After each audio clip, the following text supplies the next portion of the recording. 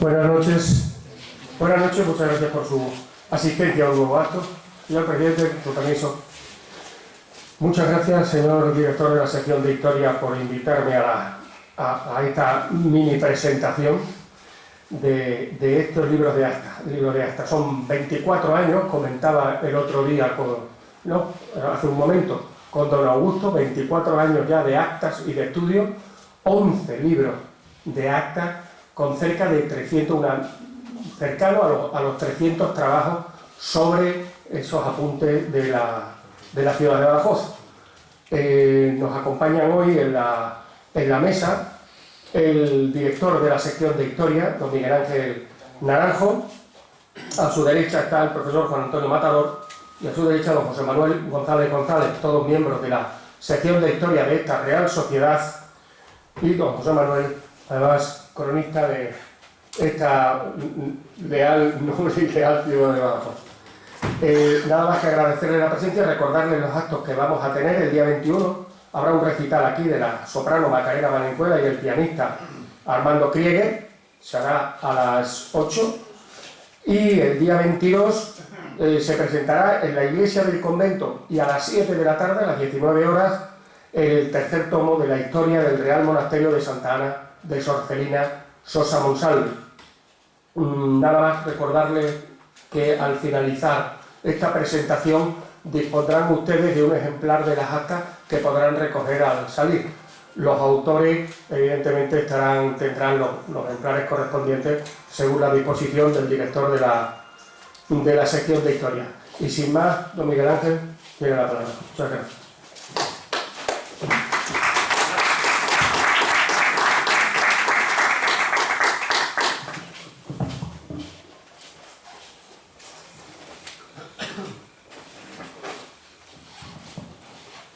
Buenas noches.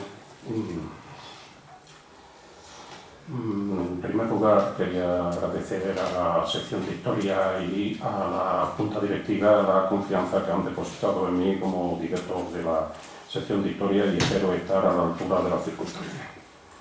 Bueno, amigos y amigas, la Real Sociedad Económica de Amigos del País, su sección de Historia, tiene el gusto de presentarles a ustedes aquí ahora este tomo 11 de la colección, de esa colección tan veterana y a la vez tan dinámica que son los apuntes para la historia de la ciudad de Badajoz. Se trata de un volumen de 211 páginas con 10 trabajos inéditos y que lleva al final el currículo de sus autores. Querría, antes de meterme en mayores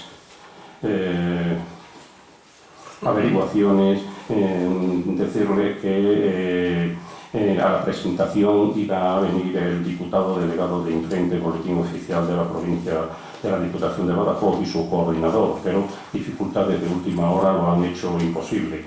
Desde aquí les agradecemos su indispensable colaboración en la edición y publicación de esta colección desde su tomo tercero. La verdad es que los apuntes para la historia de la ciudad de Badajoz son la única publicación periódica de la Económica y la única de este tipo y características que yo sepa que existe en Extremadura. Es difícil, la verdad, publicar tanto y a lo largo de tantos años sobre una ciudad, sobre una población concreta, en este caso la ciudad de Badajoz. Hace unos días, en la presentación de mi último libro, un gran profesor e investigador de la Facultad Económica de la Universidad Extremeña suspiraba por un tipo de publicación similar para su población natal, que era Don Benito. Ellos tienen una revista, pero es una revista online y, bueno, pues quizás se está haciendo todavía. Los apuntes para la historia de la ciudad de Badajoz son el fondo de información e investigación histórica más sistemático que hay sobre nuestra ciudad. Y a nosotros nos cabe la misión de hacer de esta colección la referencia esencial de la investigación sobre la ciudad de Badajoz. Es verdad que mucho se ha caminado ya en esta tarea, de la mano de don Augusto Rebollo y de doña Carmen Araya, junto con la colaboración entusiasta y desinteresada de todos los autores que han participado hasta ahora, pero debemos perseverar con voluntad y decisión. En esa línea, Los trabajos que ofrecemos en este tomo onceno son o bien trabajos de investigación duros y puros, o bien contribuyen a hacer más fácil esa labor de investigación, facilitando a los investigadores el acceso a fuentes históricas. En cualquier caso, son aportaciones inéditas. Podemos decir con orgullo que la mitad de los trabajos publicados en un número tan exigente como este tomo onceno son obra de socios de la Económica. Pienso que con estos magníficos socios, con el apoyo de la Económica y con el apoyo también de la Diputación de Badajoz, podemos alcanzar todas las metas que nos propongamos. Por otra parte, está en el ánimo de la sección de Historia salvaguardar la identidad de esta colección, que son los apuntes para la historia de la ciudad de Badajoz, pero reflejando en ella a la vez los grandes acontecimientos de la Económica y otros acontecimientos relevantes de la ciudad de Badajoz que tengan lugar fuera de nuestra institución. De esa manera, en el pasado tomo 10 se vio reflejado el milenio de la fundación de Batallón. En este tomo 11 hemos dado cabida a dos grandes acontecimientos que han marcado nuestra institución en el 2016. Su bicentenario, 1816-2016, y la renuncia al cargo de nuestro presidente durante tantos años, Paco Pedraja. 3 trabajos de este tomo profundizan en esos dos acontecimientos de tanta trascendencia para la Económica. Y esperamos que en el próximo tomo 12 del 2017 contemplemos el 250 aniversario del nacimiento de este pacense extraordinario que fue Manuel Godoy, así como en el tomo 13 del 2018 sé que conseguimos llegar, tengamos presente en sus páginas el 5º centenario del nacimiento de ese pintor badajozense universal y renacentista que fue Luis de Morales, que esperemos que naciera en el 1518, y también el 5º centenario de la fundación del convento de Santa Ana. Procederemos a hacer, en el caso de este tomo 11, una difusión similar a la que ya hicimos con el tomo 10, aparte de los ejemplares que les corresponden a los socios de la Económica. Repartiremos ejemplares en los departamentos de Ciencias Sociales de todos los centros de enseñanza de la ciudad de Badajoz. Enviaremos ejemplares a la Biblioteca General de la Universidad, así como a sus facultades de formación del profesorado en Badajoz, Filosofía y Letras en Cáceres. Haremos llegar algunos ejemplares a los profesores de Historia Moderna y Contemporánea de la Universidad de Extremadura. Y si en este curso se hacen reuniones de profesores de historia de los institutos de la región con vista a la selectividad reválida, cosa que no está nada clara, pues procuraremos que se repartan ejemplares entre estos profesores de historia de toda la región. Por último, solicitaremos al profesor y socio de número de la Económica, don Juan Antonio Matador, aquí presente, que haga una reseña de este tomo 11 en la revista de Estudios Extremeños, como la que acaba de publicar del tomo 10 en el último número de esa prestigiosa revista. Para la elaboración del tomo 12 correspondiente al año 2017, informaremos por vía oficial a todos los socios de la Económica que pueden contactar con los responsables de la sección de Historia a lo largo de todo el mes de enero, todos aquellos socios que deseen colaborar en el nuevo tomo, porque evidentemente esto es una revista de la Económica y de sus socios, evidentemente. Solo les mandaremos las normas de publicación, que son muy sencillas y demás, y nada, a publicar, que es lo que estamos deseando. Y para terminar, decirles que dos socios de la Económica y pertenecientes a su sección de Historia han aceptado darnos en este acto de presentación una breve información de los artículos que aparecen en el tomo 11. Se trata de dos jóvenes profesores, ¿no? Sangre nueva para la Económica, que son muy importantes.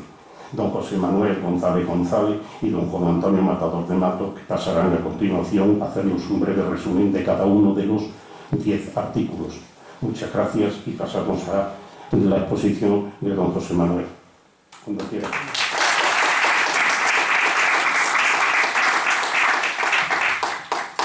Hola, buenas tardes a todos y en primer lugar agradecer a todos los que han hecho que hoy esté aquí. Es para mí un honor por estar aquí rodeado de tantos amigos en la que considero también mi casa. Llevo muchos años perteneciendo a la institución e investigando en estas salas y bueno, pues un placer. Voy a ser muy breve, espero que nadie se moleste por la brevedad. Hay artículos, todos los que yo he analizado, de gran calidad todos, y realmente creo que vamos mejorando. Cada número me parece mejor que el anterior y creo que pues vamos encaminándonos cada vez a una mayor profesionalidad de todos los que aquí publican, lo cual hace pues que el libro sea más valioso, ¿no? En definitiva. También creo que es para sentirnos orgullosos el hecho de que todos los artículos que yo he analizado sean de socios de esta Real Sociedad Económica Extremeña Amigos del País, lo cual pues, nos habla de que no solo hay interés, sino que hay pues, ganas, ¿no? y bueno, calidad, ¿no? En definitiva, en nuestras filas. Como digo, a nivel de la historia, pues cada vez más hay nuevas personalidades y estamos sin duda en una nueva etapa, ¿no? Hay abundantes estudios y me alegro sobre todo también de que casi todos los historiadores pues usen las nuevas técnicas que exige la historia, ¿no? Con sus citas y su documentación. En definitiva, son todos estos artículos pues artículos muy atractivos, muy bien elaborados y de agradable lectura y sobre todo yo destacaría generosos. Como saben, en este libro pues se publican bueno, pues, por un interés simplemente investigador y bueno, con el afán de dejar esa muestra para el futuro, ¿no? Y lógicamente se obtiene poco a cambio, ¿no? Pero bueno, venga o vaya desde aquí nuestro agradecimiento a todos los que han escrito en él. Bueno, decir que los artículos que yo, los primeros que referiré son dos artículos dedicados a una personalidad muy relevante en esta sociedad económica de Amigos del País, a nuestro muy querido y admirado don Francisco Pedraja, que bueno, hoy no está aquí con nosotros, pero lógicamente no lo olvidamos y sigue siendo nuestro referente, ¿no? en la económica. Yo conocí a Paco Pedraja hace ya pues casi 18 años y he sido también alumno suyo de doctorado y la verdad que siempre he sentido y siento por él una tremenda admiración por su personalidad, por su manera de afrontar también la vida y bueno, por su entusiasmo, ¿no? Bueno, el primer artículo es de Carmen Araya, una investigadora, amiga y un referente también, ¿no? En cuanto a las historiadoras de nuestra ciudad y de nuestra región. Fue de las primeras también en hacer una tesis doctoral en este sentido y bueno, pues tiene abundantes artículos que todos conocemos, entre los cuales pues lógicamente también está esa publicación de referencia en nuestra ciudad, que es la guía artística de la ciudad de Badajoz con 4 ediciones. El artículo de Carmen Araya tiene 37 páginas, es el más largo de los 5 que... Bueno, no es el más largo de los 5, pero bueno, es uno de los más largos, y repasa las múltiples actividades impulsadas por Pedraja como presidente de la Económica. Entre estas actividades reseña numerosas conferencias, tertulias, folletos, revistas, cursos, seminarios, exposiciones, donaciones, conciertos, visitas escolares, y he puesto aquí etcétera porque la verdad que era larguísimo, ¿no? Lo cual nos habla pues de esa tremenda labor de Pedraja, ¿no? De Paco Pedraja en este sentido. Son interesantes no solo los textos que ella ha elaborado y todos estos datos, sino me han gustado mucho las fotos que incluye en el artículo, que en algunos casos pues, nos descubren a un personaje y en otros pues, nos permiten valorar la época que él vivió. El recorrido es en un primer momento temático y luego cronológico, lo cual lo hace atractivo porque no resulta tedioso ni mucho menos. La prosa es cercana, está cuidada, es amable, con el personaje como no cabe otra, y en definitiva creo que es un artículo pues, que servirá para el estudio futuro de Paco Pedraja. El segundo artículo es de Zacarías Calzado. Es un artículo que tiene 19 páginas y que se centra en el ambiente artístico de los años 50 y 60 de la ciudad, ¿no? Digamos que se centra en la forja de un artista, ¿no? Hay una película que creo que se llama La forja de un rebelde, ¿no? Pues no sé si Paco Pedraja cabría calificarlo como un rebelde, pero desde luego sí que un carismático, ¿no?, en ese sentido. Bueno, Zacarías Calzado creo que no nos acompaña hoy, pero bueno, decir que es una persona también relevante, ha sido decano de la Facultad de Educación durante 8 años, recientemente ha dejado esa responsabilidad y bueno, pues también es una personalidad muy destacada, ¿no?, de nuestra sociedad. Decir que cuando Paco Pedraza llegaba a Badajoz, que había estado unos años residiendo fuera, pues era algo desconocido y bueno, a pesar de que hoy en día pues lo conocemos todos y es hijo adoptivo de esta ciudad, pero bueno, pues conocemos a través de este artículo de Zacarías pues esos primeros pasos, esas primeras exposiciones y cómo fue dándose a conocer. Resalta sobre todo aspectos artísticos, de crítica, y de sus primeras obras reseña la importancia del color y algunos premios que se le fueron otorgando. También habla de la figuración expresionista que define su primera etapa y bueno, pues su aspecto pictórico o gestual y también bueno, una búsqueda formal que gusta de ese estilo. Recoge también exposiciones individuales, numerosas, y también algunas exposiciones colectivas, y va reseñando también en algunas fotografías algunos de sus cuadros más destacados de esta época. Algunos me han sorprendido, que no los conocía, y en ese sentido pues también bueno, pues creo que es interesante tanto la lectura como el ojeo, ¿no?, de estas páginas. Repasa en el último apartado sus murales, unos murales que también lo han hecho muy conocido, algunos de los cuales todavía se conservan, aunque quizá lo más interesante es cuando reseña con datos de su tesis doctoral algunos de los que ya han desaparecido, ¿no?, con algunas fotografías de época también bueno, tienen mucho interés, ¿no? Y por último hace una reflexión final sobre su papel, sobre su posición en la pintura del siglo XX en Extremadura, que bueno, pues, lógicamente por ser conclusiones de una tesis doctoral creo que, y estar esta tesis doctoral todavía inédita, pues creo que merecerán la lectura por parte de todos ustedes.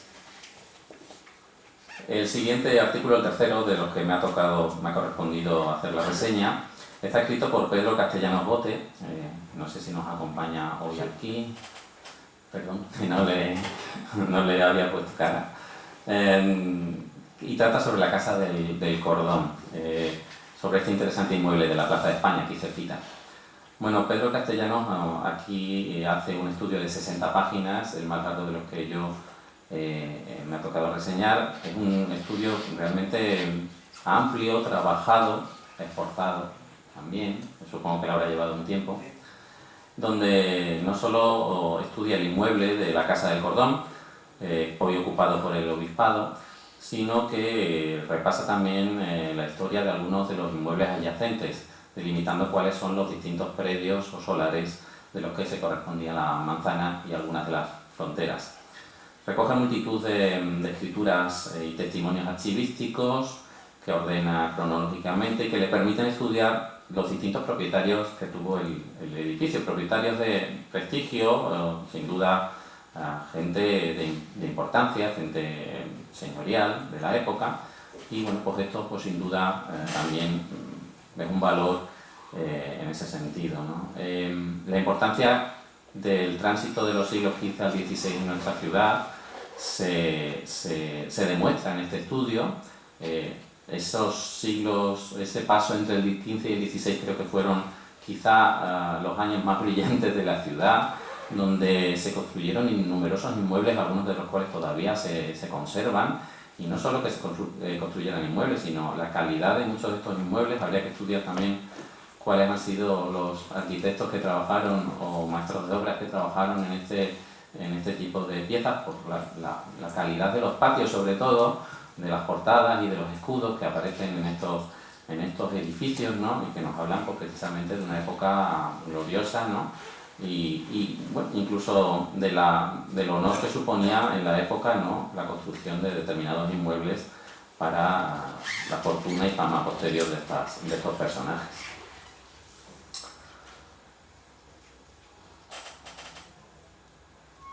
bueno, sin duda quedan todavía algunos por estudiar, pero poco a poco cada vez conocemos más historias singulares de edificios de Badajoz, lo cual nos va dando pues una panoplia amplia de la historia, ¿no?, de nuestra ciudad.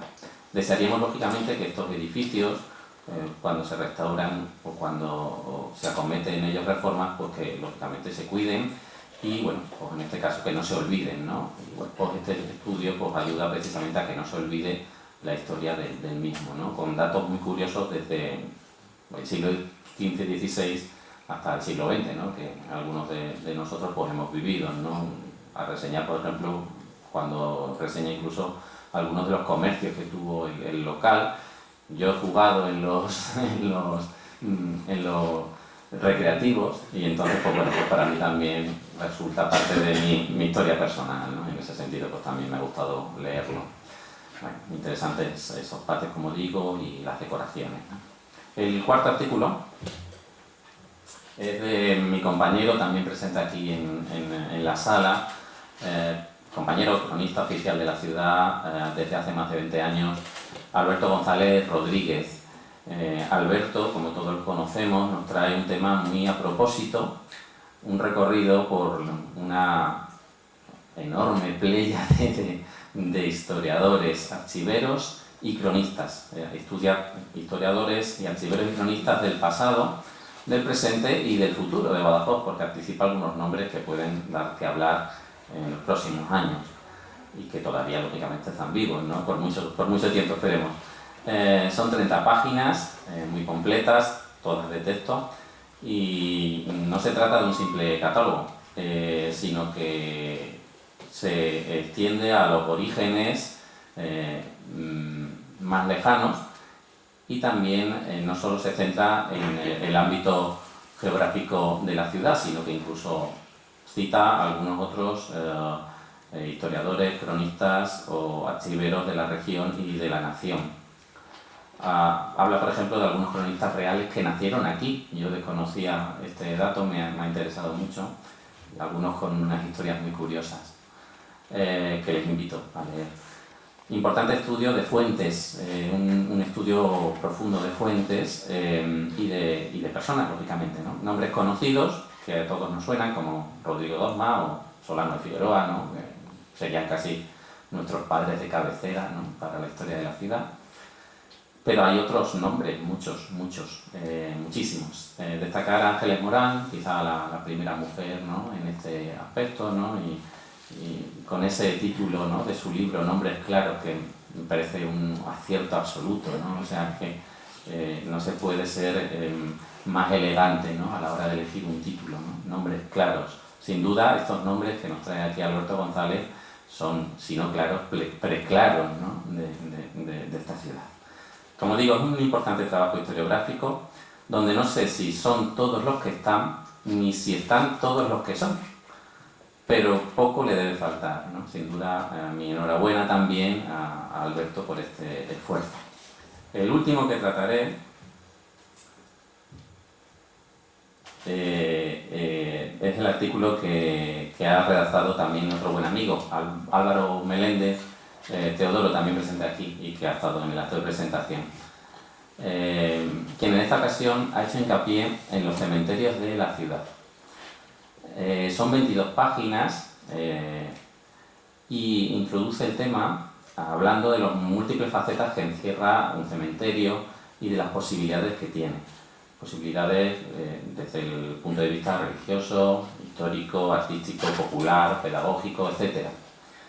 Continúa hablando de los enterramientos existentes desde épocas pasadas, antiguas, incluso protohistóricas, y luego repasa toda la iniciativa que en pro de un recinto diferenciado arranca en el siglo XIX. Es un recorrido, la verdad, que muy sucinto, pero muy interesante, puesto que nos da a conocer algunas zonas donde fueron enterrados pacenses en el siglo, o badajozenses mejor, en el siglo XIX, y que muchos desconocemos, ¿no? Se centra a continuación en el cementerio viejo de San Juan, que estudia muy a fondo, la verdad, me ha sorprendido, casi lápida a lápida quizá, ¿no?, o panteón a panteón, ¿no? Y tiene también interesantes fotos que bueno, son muy curiosas. Habla, por ejemplo, recomienda al final la declaración de este lugar, del Cementerio Viejo de San Juan, como sitio histórico. Me uno a esta petición, ¿por qué no?, de los más antiguos de la región. Y guarda tesoros importantes. Y también habla de que debería establecerse una zona para los hijos ilustres de Badajoz. También me uno a la petición, ¿vale?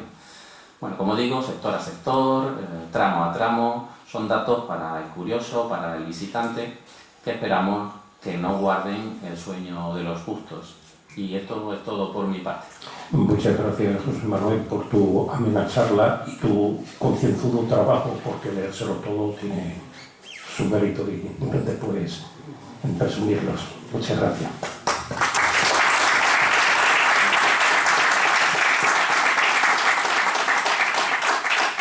A continuación, nuestro compañero de sociedad y miembro de la sección de historia, don Juan Antonio Matador de Matos, nos va a hacer el análisis de los otros 5 restantes trabajos de este tomo 11. Juan Antonio. Muchas gracias, Miguel Ángel. Buenas noches, señoras y señores. Me cabe ahora el honor de proseguir este acto de presentación procediendo a la reseña del siguiente bloque de estudios. Son 5 artículos que realmente he disfrutado muchísimo leyendo. Todos son fruto del profundo conocimiento y del exhaustivo trabajo de esos autores en el análisis de las fuentes. Algunos de ellos son queridos y admirados compañeros en las tareas docentes de la enseñanza secundaria. Y procedo a entrar en el primero de ellos, del primero de este bloque, que es el debido a don Julián García Blanco. Don Julián García Blanco, historiador y arqueólogo, bien conocido por sus trabajos de investigación sobre edificación civil y militar en la ciudad de Badajoz y en la comarca de La Raya, nos presenta un estudio sobre la cárcel real, también conocida con posterioridad con los nombres de cárcel nacional, pública, de partido y cárcel vieja. El edificio de la cárcel real de Badajoz se encontraba en la plaza de San José, adosada a las murallas de la Alcazaba, contiguas a la puerta del capitel. Su existencia está documentada al menos desde 1495 y se sabe que funcionó hasta 1903, cuando los últimos presos fueron trasladados a la nueva prisión instalada en el Palacio de Godoy. No queda nada del viejo edificio, pues fue demolido en los años 30 sin que ninguna otra construcción llegase a levantarse en el solar que aquel ocupaba. El autor hace uso de fuentes archivísticas, analizando mayoritariamente documentos conservados en los archivos histórico-provincial e histórico-municipal de Badajoz. El análisis de dichos textos le permite sacar algunas conclusiones acerca de la estructura del edificio y de la distribución de los espacios de los que constaba. Si bien la evidencia es incompleta y no siempre le es posible situar con precisión todas las dependencias. Lo que sí queda claro es que a lo largo de toda la historia de la cárcel, las instalaciones adolecieron de gravísimas deficiencias en materias de salubridad y de seguridad. Deficiencias que, por otro lado, no son privativas de esta cárcel, sino que también se pueden detectar en otras de la región. Los problemas de seguridad y las penosas condiciones de vida de los presos propiciaron numerosas fugas, documentadas por el autor a lo largo de los 3 siglos que abarca el estudio. La primera, de la que se tiene noticia, está fechada en el año 1600. Las fuentes proporcionan información más o menos detallada de los diferentes episodios, que se van repitiendo monótonamente a lo largo de los siglos siguientes. No obstante, lo más sorprendente es que casi todas las fugas acabaron provocando la intervención de la justicia real, ante las sospechas, generalmente fundadas, de que los fugados contaron con la complicidad de alcaides venales. No serían pues verdaderas fugas, sino sueltas de presos a cambio de dinero. La corrupción de los alcaides no sería ajena a la penuria económica del ayuntamiento, encargado de mantener la cárcel y abonar el salario de aquellos. En este sentido, García Blanco documenta a lo largo del siglo XVIII, entre otras actividades, varios intentos por parte del ayuntamiento de arrendar baldíos para así reunir recursos suficientes y poder pagar un sueldo digno al alcaide. Y una intervención también del intendente general, que en 1780, preocupado por las continuas fugas, mandó inspeccionar los muros, rejas, puertas y cerraduras de la cárcel con el fin de proceder inmediatamente a las reparaciones pertinentes. Todo ello no impidió que en 1786 se produjese el intento de fuga más espectacular en la historia de la cárcel. 103 presos consiguieron, no se sabe cómo, armas y munición, y solo pudieron ser reducidos tras violentos combates en los que participaron el ejército y la milicia urbana. Para el siglo XIX, por último, las fuentes aportan información más detallada sobre las partes del edificio, así como descripciones más crudas acerca de la masificación en la que vivían los presos y las lamentables condiciones higiénicas que padecían. Por su parte, los intentos de fuga siguieron a la orden del día, así como las acusaciones abiertas contra algunos alcaides sospechosos de haberlas propiciado. A continuación, el segundo artículo del bloque se debe a don Teodoro Agustín López López, canónigo y archivero, experto en temas de historia eclesiástica, que nos presenta una memoria archivística de la Catedral de Badajoz. Hace don Teodoro, en primer lugar, un repaso metodológico acerca de cómo pueden ser organizados los documentos de un archivo y muestra su preferencia por el método histórico o de procedencia, que tiende a respetar la procedencia de los distintos documentos y a dejarlos en su orden primitivo, teniendo en cuenta el origen y el funcionamiento de la institución que los produjo. La gestión del patrimonio documental de la Iglesia se orienta en la actualidad por la circular de la Pontificia Comisión para los Bienes Culturales de la Iglesia, presidida por el arzobispo Francesco Martisano, de 12 de febrero de 1997. Por un lado, se procede a una mayor apertura de los archivos a los investigadores, y por otro, se reafirma el carácter y la función pastoral de dichos archivos. La creación de la diócesis de Badajoz, con el título de Pacensis, se remonta al año 1255, durante el reinado de Alfonso X. No obstante, la primera referencia al archivo como tal data de 1519, año de elaboración del primer índice conocido, el libro de memoria de todas las bulas apostólicas y breves, privilegios, cartas reales, sentencias, testamentos, ventas, donaciones, troques, cambios, posesiones y otras escrituras que están en el arca capitular de los ilustres y muy reverendos señores deán y cabildo de la Santa Iglesia Catedral de Badajoz.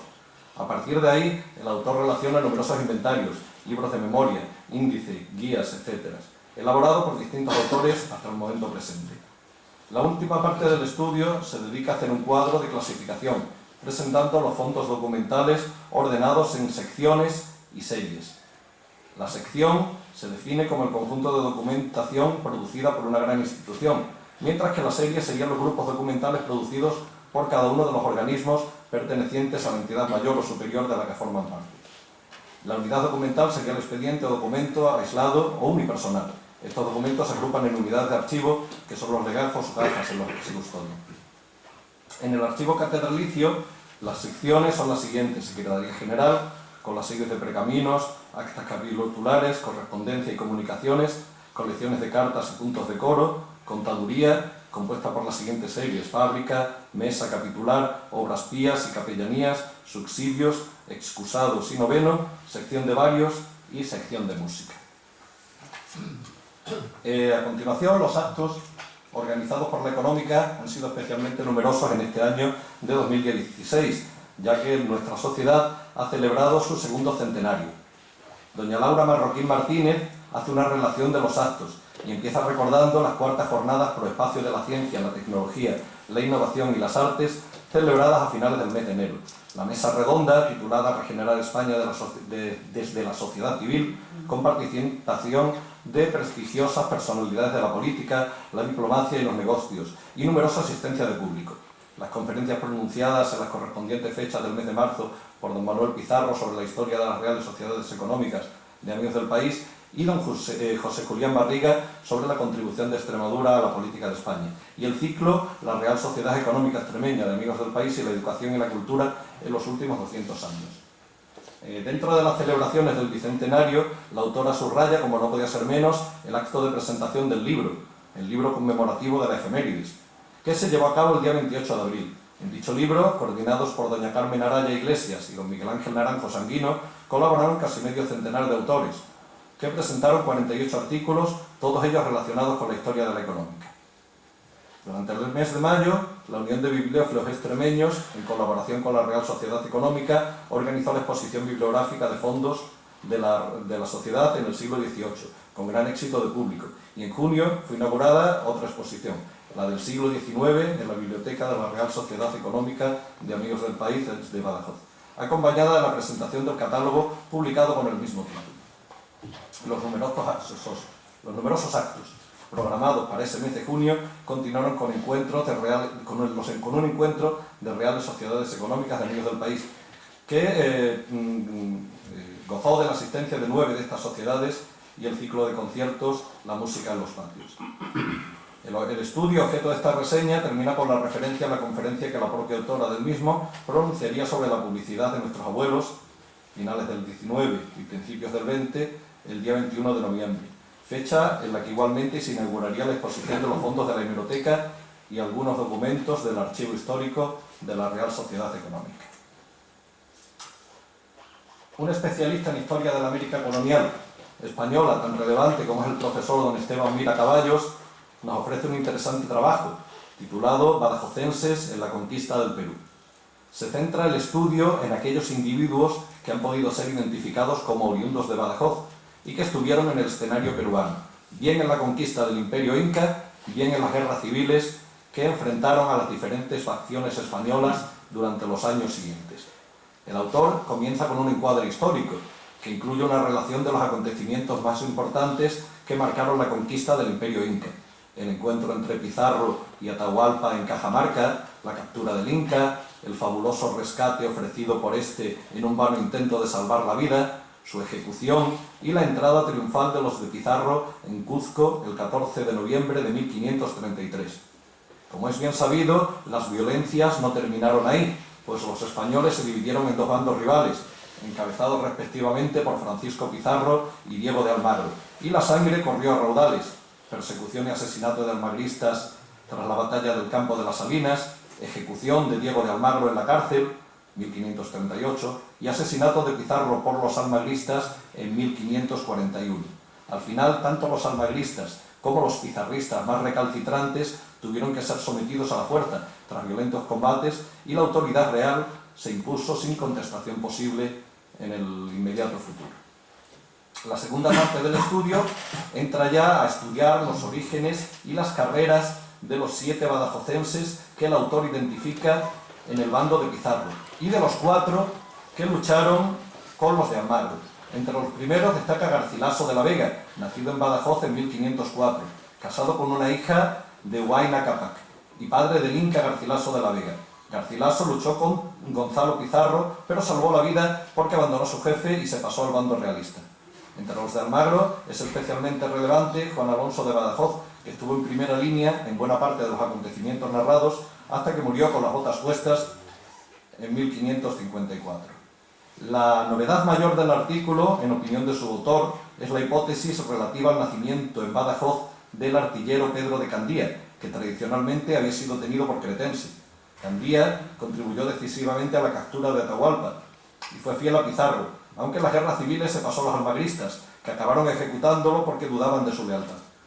El profesor Mira Caballos tiene fundadas razones para suponer que Pedro de Candía no nació en Creta, sino en Badajoz, tierra natal de su padre, que como militar sirvió al rey en distintos puntos del Mediterráneo, incluida Grecia. El último estudio de este bloque es un extenso trabajo titulado El comercio en Badajoz durante el siglo XVIII. Algunos datos para su estudio, firmado por el reconocido historiador y profesor don Tomás Pérez Marín, que ha dedicado buena parte de sus investigaciones a temas de historia económica de España y Extremadura en las etapas finales del antiguo régimen. Les resulta llamativa al autor la carencia de estudios históricos sobre la actividad mercantil en la ciudad durante la Edad Moderna, sobre todo teniendo en cuenta que Badajoz era, desde la Reconquista, la mayor ciudad de Extremadura, sede episcopal, plaza militar del primer orden y desde el siglo XVIII capital política de facto de la región, pues aquí tenían su sede la Capitanía General y la Intendencia. El objetivo declarado de este estudio es llamar la atención sobre la cuestión, mostrar las numerosas lagunas en nuestro conocimiento y la necesidad de ir llenándolas por medio de futuros trabajos de investigación. Para ello, hace uso don Tomás Pérez de distintas fuentes documentales, destacando los protocolos notariales conservados en el Archivo Histórico Provincial de Badajoz y otros del Archivo Histórico Municipal.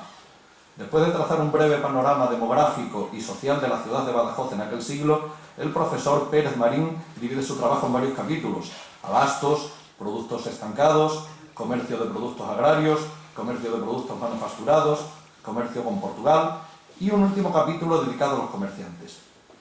El capítulo de abastos es especialmente importante, ya que la provisión de víveres y otros productos esenciales, pan, carne, vino, jabón, carbón, eran en el antiguo régimen una de las principales preocupaciones del ayuntamiento.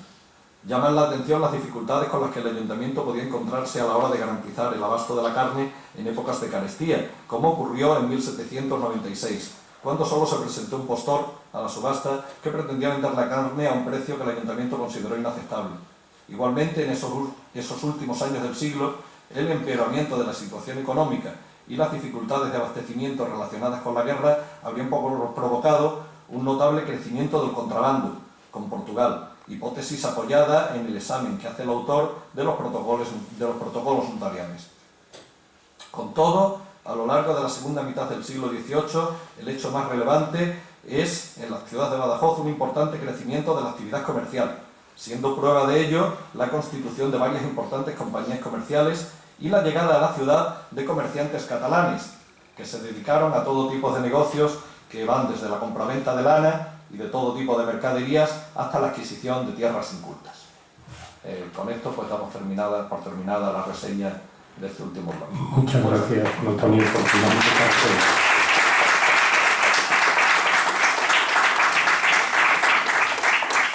Y con esto, si a ustedes les parece, damos por terminado el acto y ahora a la salida pues les entregamos un ejemplar de este tomo 11. Los autores, naturalmente, repito, ya se los entregaré yo los que le corresponden personalmente. Muchas gracias por su asistencia. Buenas noches.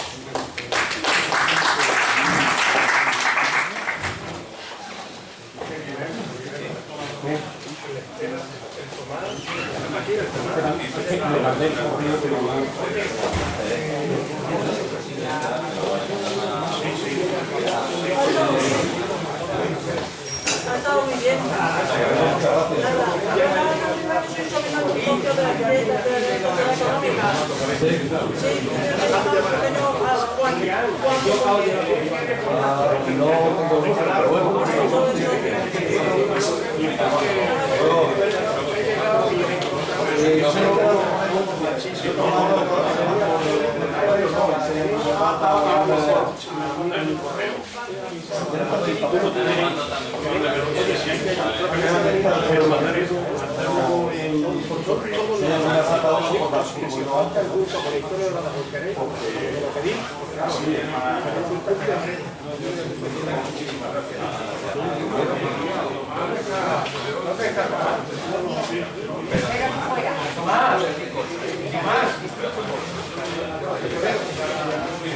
Sí, está como un poco perfecto, así que recibo un mensaje que me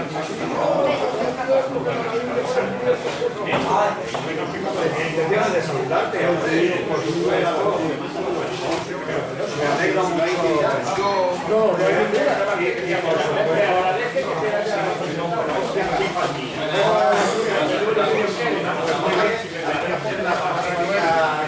que habéis hecho.